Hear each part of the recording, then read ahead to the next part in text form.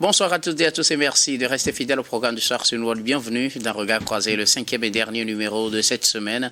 Encore 4 sujets à aborder avec nos invités. Nous parlerons d'abord du Gabon. Le gouvernement a interdit l'exportation du manganèse brut à partir de 2029. Notre deuxième sujet concerne la République démocratique du Congo. Le président Tshisekedi s'est entretenu avec Martin Fayoulou. Troisième sujet, nous parlerons du Tchad et travel ban. Déby suspend les visas pour les citoyens américains. Puis nous terminerons bien évidemment par le Togo. Un communiqué du gouvernement prévient contre les troubles. Et pour en parler ce soir, 3 invités sur ce plateau avec moi. Kofi Nayote Kondo, vous êtes analyste politique. Bonsoir Kondo et bienvenue. Bonsoir M. Guillaume, bonsoir mes co-débatteurs. Heureux de vous retrouver sur ce plateau de Regard Croisé. Ah oui, merci, ça fait un plaisir de renouer avec le plateau. Merci beaucoup à vous d'avoir répondu à notre invitation. À côté de vous, Eric Johnson, vous êtes journaliste et directeur de publication du journal L'Union. Bonsoir Eric et bienvenue. Bonsoir Guillaume, bonsoir chers amis, téléspectatrices et téléspectateurs de Neo TV, je vous salue. Alors je profite de l'occasion quand même pour souhaiter une bonne fête de Tabaski à tous les musulmans du Togo et surtout à mes frères parents de Bassar. Et vous n'êtes pas sans savoir que le FIRA, le Festival international d'histoire d'Anéro, a été lancé et la ville de Bassar est la ville invitée.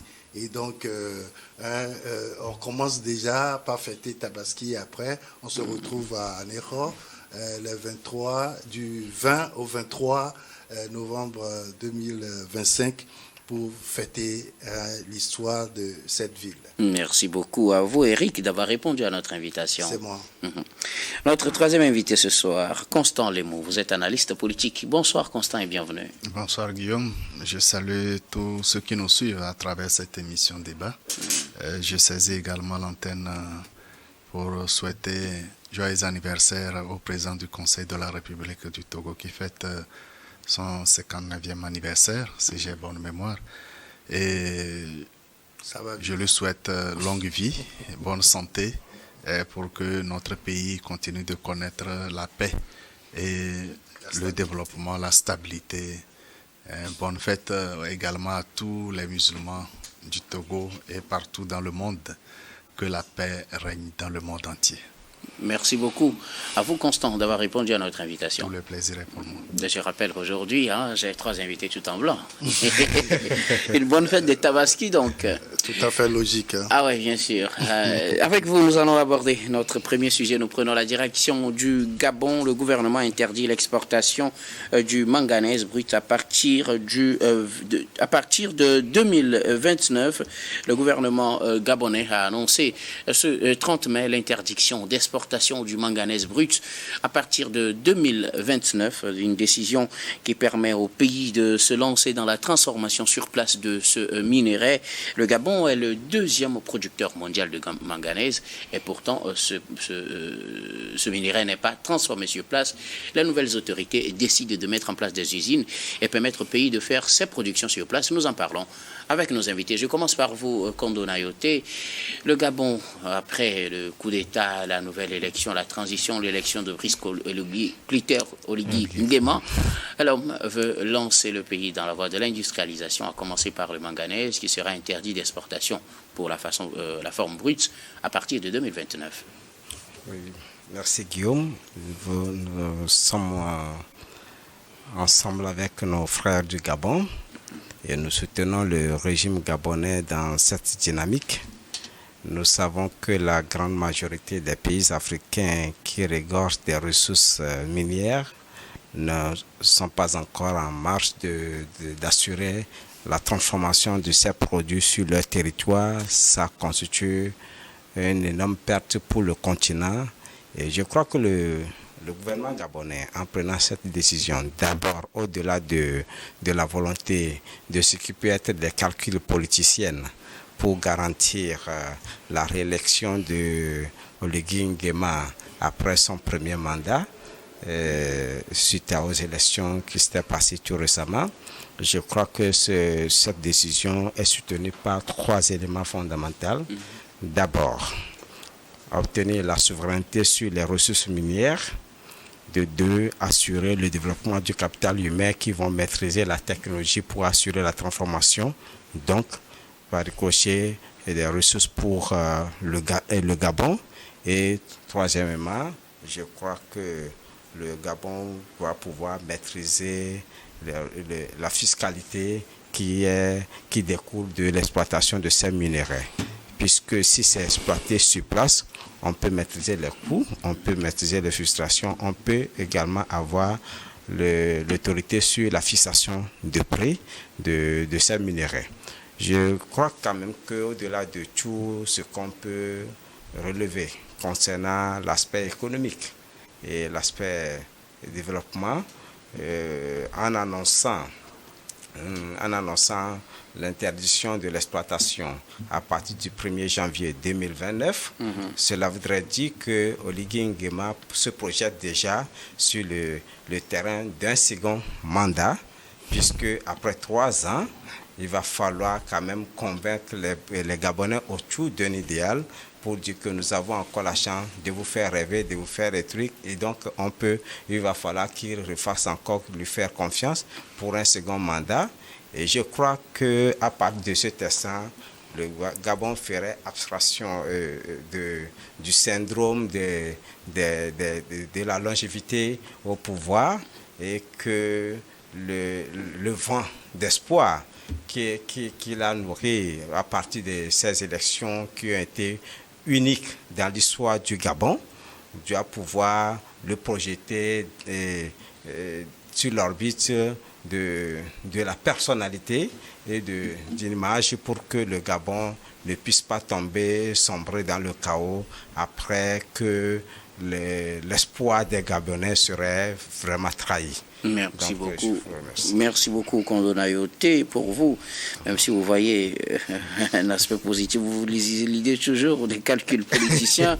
Alors, Eric Johnson, Brice Clotaire Oligui Nguema a commencé, en tout cas, il avait dit relancer la transformation industrielle au Gabon. Et cela commence par le manganèse, dont l'exportation du brut est interdite à partir du 1er janvier 2029. 3 ans est suffisant pour que le Gabon s'industrialise et transforme son manganèse sur place. Alors, c'est la bonne question à se poser. Et il faudrait se dire que nous, en Afrique, nous avons les minerais, mais nous n'avons pas d'unité de transformation de ces minerais.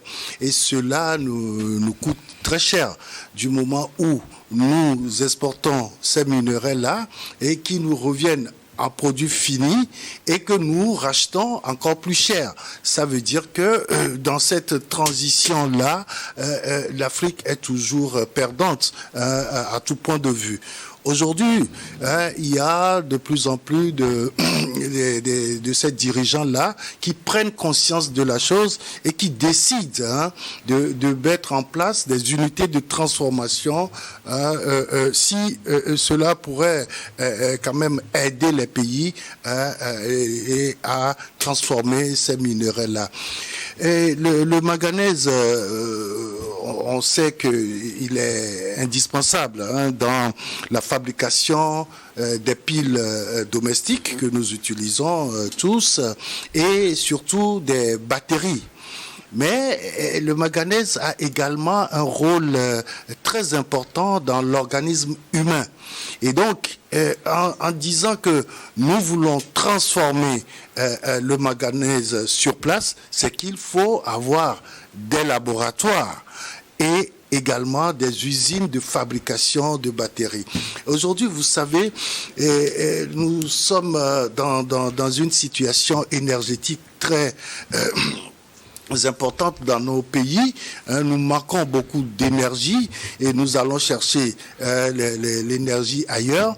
Sauf que nous avons également le soleil qui pourra nous permettre d'avoir de l'énergie solaire. Malheureusement pour nous, nous n'avons pas des batteries pour emmagasiner cette énergie-là et pouvoir la distribuer après. Et donc, je crois que c'est une très bonne formule. Maintenant, reste à savoir si en 3 ans, on peut mettre en place toutes ces unités de production aussi bien industriels que laboratoires humains pour permettre au Gabon d'en tirer profit, surtout par rapport à ce minerai.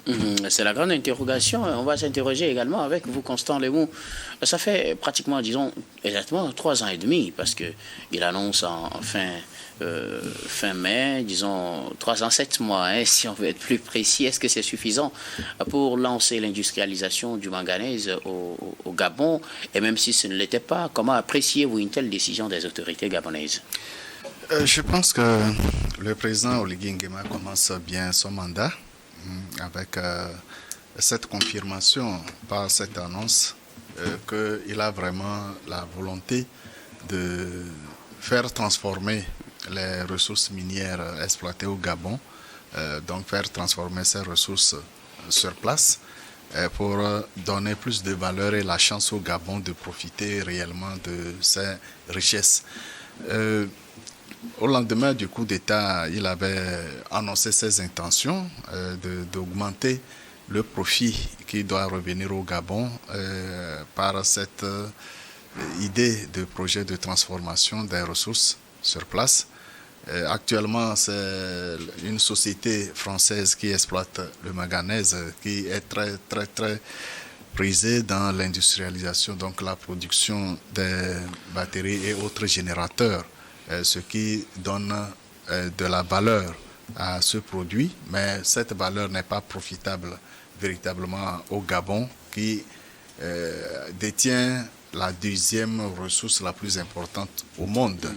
Alors, nous savons tous que les accords coloniaux sur l'exploitation des différentes ressources des pays africains, ces accords pratiquement refusent, ou du moins n'ont pas prévu la transformation sur place, parce que tout produit prend de la valeur lorsqu'il est transformé, il est vendu plus cher, et je pense que dans cette dynamique de la nouvelle politique économique du Gabon, le président veut vraiment que les richesses, à commencer par le manganèse, profitent beaucoup plus au Gabon. Sauf que 4 ans, pratiquement, c'est assez grand. Il pouvait réduire le délai. Nous savons qu'il ne s'est pas inscrit dans la dynamique de la rupture au lendemain de son coup d'État. Mais il s'est plutôt inscrit dans le respect des accords, à revoir, à revisiter, bien sûr, ces accords. Peut-être c'est ce qui a amené une rupture progressive, en respectant les accords actuels en vigueur. Mais il faut vraiment les revoir. C'est pourquoi il donne un délai aux différentes entreprises intervenant dans l'exploitation des différentes ressources minières, notamment en prenant en premier le manganèse, pour que toutes les sociétés s'apprêtent pour s'adapter et mettre en application les nouvelles orientations, les nouveaux tests sur l'exploitation des mines au Gabon. Je pense qu'il est bien parti, même s'il y a une lecture anticipée des intentions politiques. Je pense que pour le moment, c'est une façon d'amener progressivement les sociétés à revoir copie des accords et que les richesses du Gabon profitent à titre principal aux Gabonais. Alors, cette transformation non seulement vont donner plus de valeur et de contrôle sur le minerai à vendre, mais créera donc de l'emploi aux jeunes Gabonais qui vont désormais profiter véritablement. Non seulement les devises, la plus-value reviendra au trésor gabonais, mais l'exploitation et la transformation donnent plus d'emplois à la jeunesse gabonaise, ce qui est un plus positif pour l'économie du Gabon. Alors, Eric Johnson, on parle d'un délai de 3 ans, un peu plus, moins de 4 ans en tout cas.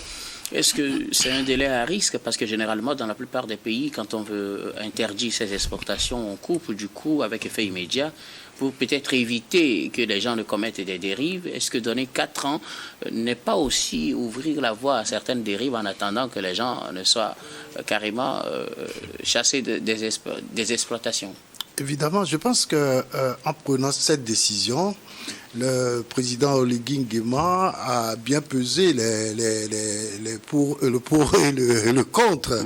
Je me dis, quand on prend cette décision, c'est que en amont, on est allé déjà sur le terrain, on a vérifié le quota qui sort du pays et que l'on va exiger le respect de ce quota-là. Faut pas que les gens aillent au-delà de ce qui peut sortir du pays. Il ne faut pas qu'ils surexploitent dans ces délais. Qu'il y ait une surexploitation de ce minerai-là dans le pays. De l'autre côté, alors quand on parle de transformation, j'avais oublié de dire par exemple que le manganèse, lorsqu'on la lie à d'autres métaux, on fabrique par exemple les tôles de carrosserie des véhicules. Alors, quelle orientation donner à ce minerai-là pour la transformation? Parce qu'il ne suffit pas de dire nous allons transformer. Et pour transformer, qu'est-ce qu'on va forcément faire? Est-ce que